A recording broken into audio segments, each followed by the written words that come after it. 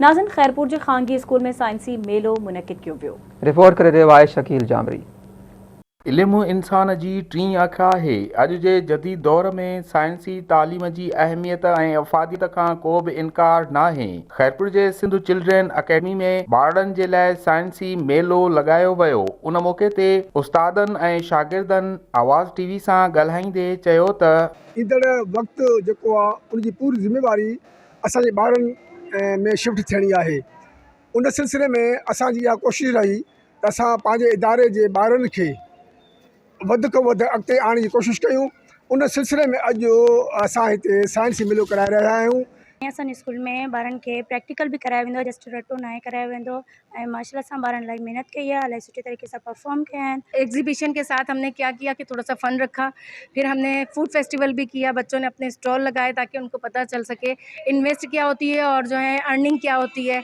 तो इस हवाले से हमने जो ये साइंस एग्जीबिशन की थी अल्हम्दुलिल्लाह हमारी सक्सेसफुल गई है। अॼु जेको साइंस जो मेलो लॻायो वियो हिते जेके सभिनि प्रोजेक्ट्स ठाहिया, जेको बि उन्हनि पंहिंजो दिमाग़ इस्तेमालु कयो उन्हनि शयुनि ते, उन्हनि जेके असांखे उहो असांजे लाइ ॾाढो कन्वीनियंट आहिनि ऐं असांजी मतिलबु ॾाढे यूज़फुल आहिनि, जंहिंसां असांजो ब्रेन बि इलाही वर्क कंदो आहे। अहिड़ियूं शयूं थियणु खपनि छो जो इहे पढ़ाईअ में असांजी नॉलेज इंक्रीज़ कंदियूं आहिनि। स्टूडेंट मुख़्तलिफ़ प्रोजेक्ट्स ठाहे करे खणी आया आहिनि ऐं गेस्ट जेके आहे उन्हनि जे आरो पेश कयूं।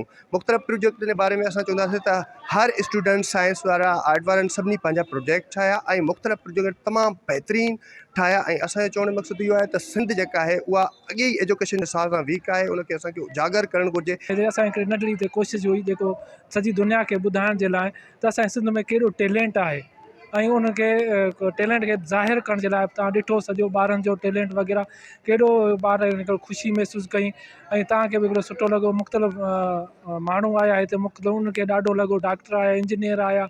हिकिड़ो खैरपुर में हिकिड़ी नंढड़ी असांजे इदारे सिंध चिल्ड्रन अकेडमी कई, ॾाढी भली कोशिशि कई। जीअं ॿार में अॼुकल्ह शौर थियो आहे गॾिजी, मोस्टली ॿारनि जो सोशल मीडिया ते ध्यानु वियो आहे, फेसबुक ट्विटर वग़ैरह।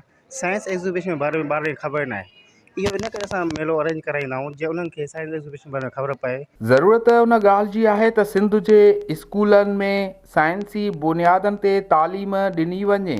कैमरामैन अरशद सां गॾु शकील जामरी, आवाज़ टीवी, खैरपुर।